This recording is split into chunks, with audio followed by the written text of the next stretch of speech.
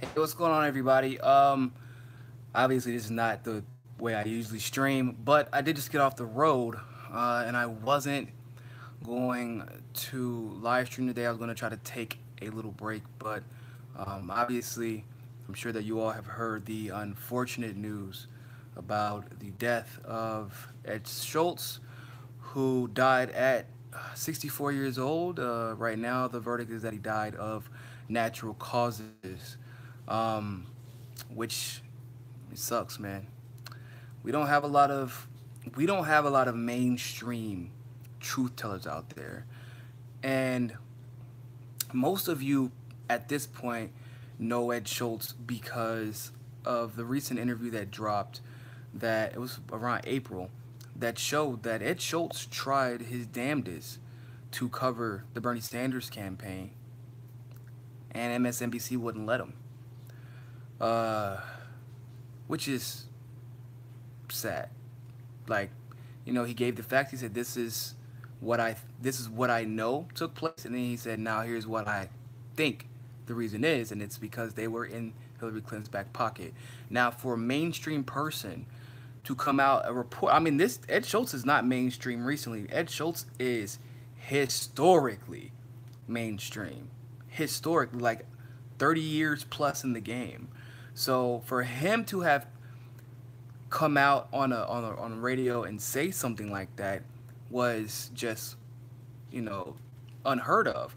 But he even took it a step further. He said one of the most unreported stories is how well RT treats its workers and how much they believe in freedom of the press. He said, "I've never been encouraged to push one way or another while working at RT," which once again was at that time taboo to say, right? Because we know that RT is pushed off as the Russian network, the pro-Russia network, which is simply not true. I have friends that work at RT who have been on RT. Tim Black, H.A. Goodman, Samir Khan works for them currently. All of them tell me how much they love going on RT. They're never asked to be pushed into one direction or another. And then Ed Schultz, someone who's worked for not only, everybody knows he used to work for MSNBC, but he also used to work for conservative networks as well. And working at both conservative networks, MSNBC, and then working at RT, say he's never had the amount of freedom that he had while working at RT. So those were like two big bombshells that I am, I'm a, me, I'm a very positive person. I don't like to focus on the negative of any particular issue. I like to look at what we can get out of it. And as a journalist, personally, as a broadcaster, um, man, that's like, if I was ever gonna go, I mean, 64 is relatively young now, which that's really heartbreaking. But like, Ed was finally at a point in his life where he felt like he had freedom, where he said, I get to do my job now. I get to do real reporting. And that's obviously exactly what he did. And as a reporter, personally, or I wouldn't consider myself a reporter as much as an analyst or a commentator, but as a journalist, if I was ever going to go, it would be right after I am at that point in my life where I could say, wow, like, I love what I'm doing. I love that I have my voice. I love that I'm able to do what I love to do and bring it to the people. And I love the fact that I can tell the truth the entire time. And it still is able to pay my bills. Like, that is what we all dream of right now. It is almost, unfortunately, it's unfortunate for Assange, but it's like the antithesis of what Julian Assange is going through right now. Because, let's make no mistake about it, Julian Assange is a journalist, and he has a right to the freedom of the press from our government as much as anyone else does. He didn't even break a law, and he's being held up because he interfered by releasing the truth that was turned into him like he didn't do anything wrong. That's actually called reporting. When you get information, especially insider information, you report it. especially when it can change the outcome of the entire world. Ed Schultz, unfortunately, by MSNBC, was stopped from reporting the Bernie Sanders campaign initially, which is horrible.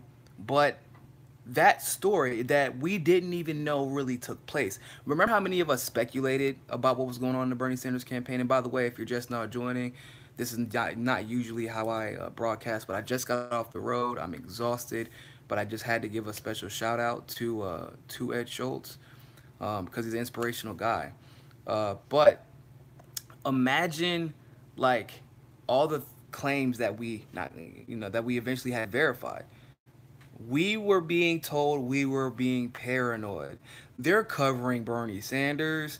They're not sliding him. They're not screwing. They're not, putting their fingers on the scale. Um, we know that the Donna Brazile situation uh, really told us about the Hillary Victory Fund, which we all knew was happening, the money laundering. We now know because of the IG report, so on the legal side, that there was a Clinton Foundation investigation that was being swept under the rug, and they made it very clear that it was so that it did not influence the outcome of the elections, although that is some pretty important information and should have influenced it. So you have the legal side, right? You have the political side with Donna Brazile and the Hillary Victory Fund. And now you have to consider Ed Schultz one of the people in the journalistic side that really put the nail in the coffin that we already knew was there, right? We already knew what was going on, but it kind of created that trifecta or that trinity of, wow, we had a guy that we wanted to win who, for all intents and purposes, for all we know, did win. We're still dealing with lawsuits from that election. And he did this with no coverage, and it started with Ed Schultz.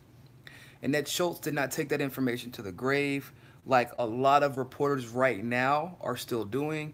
Ed Schultz took that information and he delivered it to us. God, man, that's insane to think about. Just 3 months ago. Not even 3 months ago.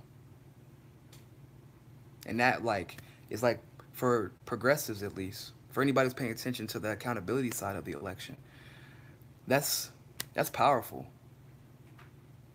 We almost didn't get to hear that story. But I'm very thankful that we did. And I'm very thankful and happy that Ed, if he died of natural causes, well then what other way would anyone want to go? Besides doing what you love.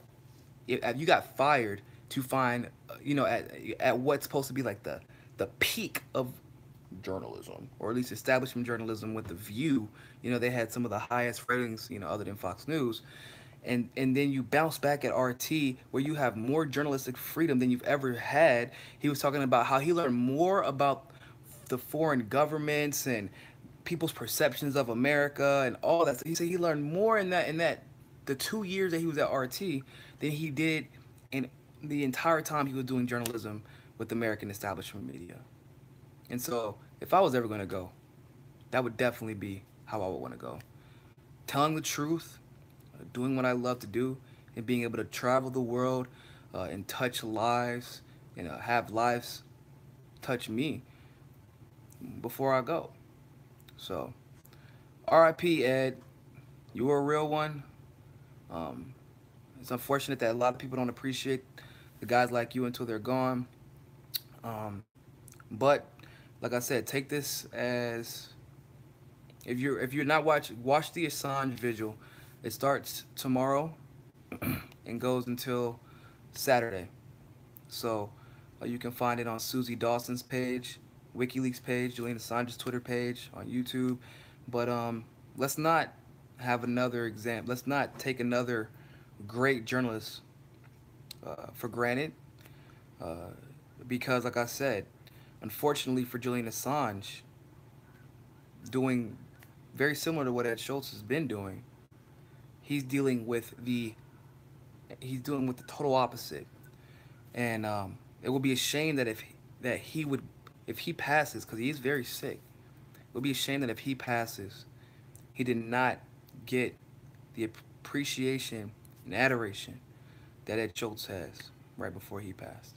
So let's appreciate them while they're here instead of appreciating them after they leave.